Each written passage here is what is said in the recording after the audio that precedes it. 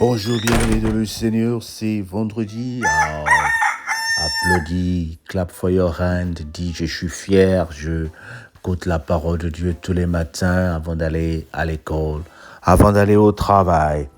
Et ce matin, nous finissons la semaine biblique avec Job 8, verset 1 jusqu'au verset 7. Bilhad de Chouquache prit la parole et dit, « Jusqu'à quand tu veux discourir de la sorte? Et les paroles de ta bouche seront-elles un vent impétueux? Dieu renversera-t-il le droit? Le Tout-Puissant renversera-t-il la justice? Si tes fils ont péché contre toi, il les a livrés à leur péché. Mais toi, tu as recours à Dieu. Si tu implores le Tout-Puissant, si tu es juste et droit, certainement alors il veillera sur toi. Il veillera sur toi. Et il rendra le bonheur de ton innocente demeure. Ton ancienne prospérité semblera-t-il peu de choses? Celle qui t'est réservée sera bien plus grande. Amen. Juste pour te rappeler ce que nous avons appris dès le départ, que les enfants de Job, c'était des fêteurs. Les enfants de Job, c'était des ambianceurs. L'ami de Job, ici le deuxième qui prend la parole, qu'on appelle Bildad, lui rappelle que arrête de te lamenter, ce n'est pas toi que le Seigneur a puni. Arrête de te lamenter, le malheur est arrivé dans ta maison parce qu'il y a eu une brèche. Et comme je disais, cette brèche-là, ce sont tes enfants. Les fêtards, papa prie, papa est béni et grâce à la bénédiction de papa, les enfants sont en train de se mettre dans le monde. N'est-ce pas ce qui arrive dans certains couples aujourd'hui? Monsieur, madame, vous travaillez, vous avez acquis beaucoup d'argent et l'autre, le mari ou la femme, commence à profiter de ce bonheur-là pour avoir une deuxième femme dehors, un autre homme dehors. N'est-ce pas ce qui arrive dans nos maisons aujourd'hui parce que nous sommes riches, nous avons mis les enfants dans de très bonnes conditions, il y a un laisser-aller que les enfants ne voient même pas la souffrance, ils boivent, ils s'amusent, ils font beaucoup de bêtises. Les brèches sont ouvertes d'une façon ou d'une autre, bien-aimé. Parfois, ce n'est pas de ta faute. Tu ne peux pas te plaindre, tu ne peux pas te dire « qu'est-ce que j'ai fait ?» Tu as fait ce qu'il fallait, tu as prié, tu as jeûné pour ta famille. Mais le salut est individuel, bien-aimé. Oui, dans 1 Corinthiens, on nous dit que si un homme se lie avec une femme qui est païenne ou vice-versa, les deux seront sauvés. Mais cela ne veut pas dire qu'ils auront les deux la vie éternelle. La vie éternelle ne se mérite que par un effort individuel. Toi et moi qui connaissons la parole de Dieu, nous sommes appelés à enseigner ceux qui sont encore dans le monde. Mais nous ne pouvons pas changer leur vie. Mais que la vie des membres de ma famille n'empiète pas sur ma vie spirituelle. Je vais continuer à prier. Voilà pourquoi la Bible dit ne touchez pas aux mes joints, bien-aimés. Toi qui essayes d'attaquer cette personne, cette femme que le Seigneur t'a donnée, qui prie chaque fois, tu es en train de la maltraiter parce qu'elle prie et elle ne parle pas. Tu es en train de créer des problèmes dans ta vie à toi-même. Parce que le Seigneur te rendra des comptes. Le Seigneur va t'écarter du chemin de cette personne pour que cette personne continue à vivre sa bénédiction. Je ne viens pas te parler d'un message qui va te faire peur, mais je viens te parler d'un message qui te rappelle juste que Dieu nous a aimés et Dieu nous protège. Les brèches sont ouvertes à cause de notre laisser-aller. Parfois, nous abandonnons les bonnes pratiques.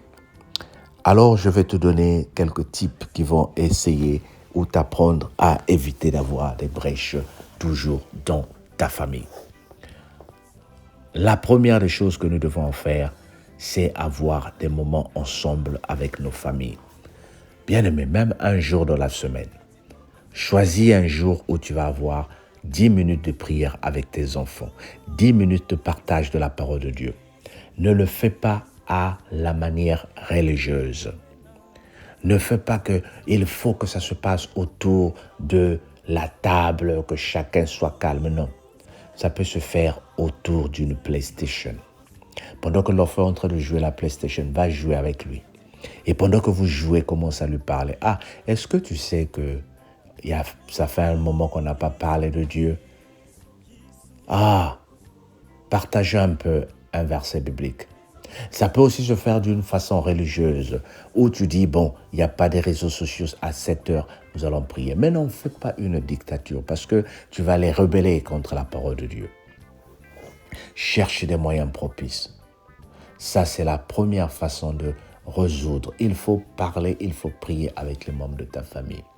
Tu vas me dire, mais c'est trop tard, ils ne veulent plus m'écouter. Ce n'est pas grave. La deuxième façon, c'est d'avoir des moments d'adoration dans la maison. Tu pries seulement quand la cellule est connectée.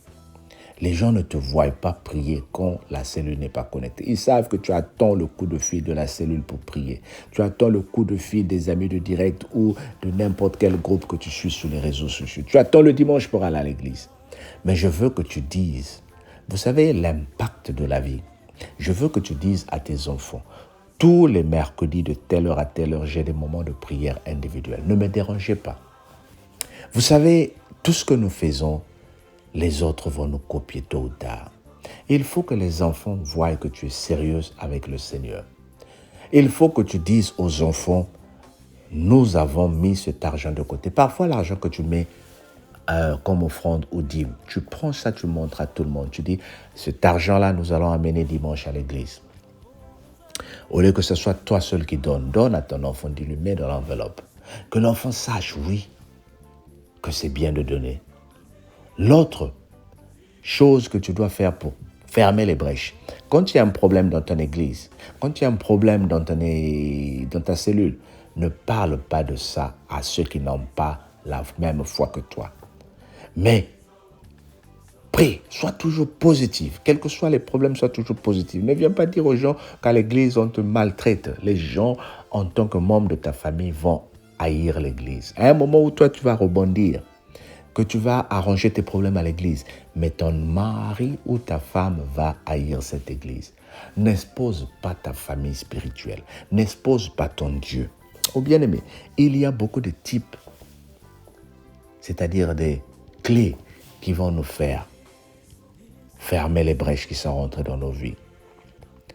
Sois positive. Quels que soient les problèmes qui se passent dans ta vie, arrête de pleurer devant tes enfants. Arrête de te plaindre toujours, mais sois positive. Montre aux enfants que tu es une femme courageuse.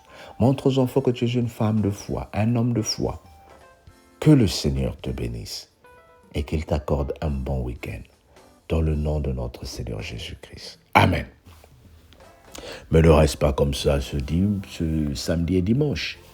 Écoute la parole de Dieu, repars sur les réseaux sociaux. Apprends la parole de Dieu et que la brèche ouverte dans ta vie soit fermée au nom de Jésus. Amen. On se dit à lundi. Sois béni, mon frère et ma sœur. Bye bye.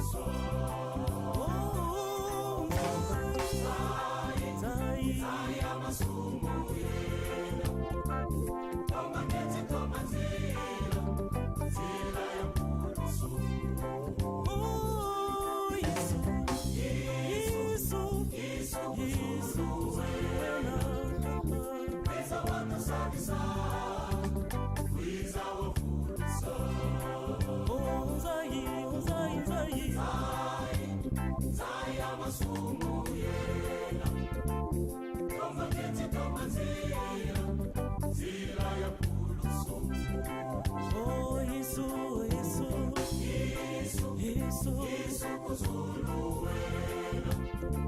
Wiza watu sadisa, wiza wakurusa.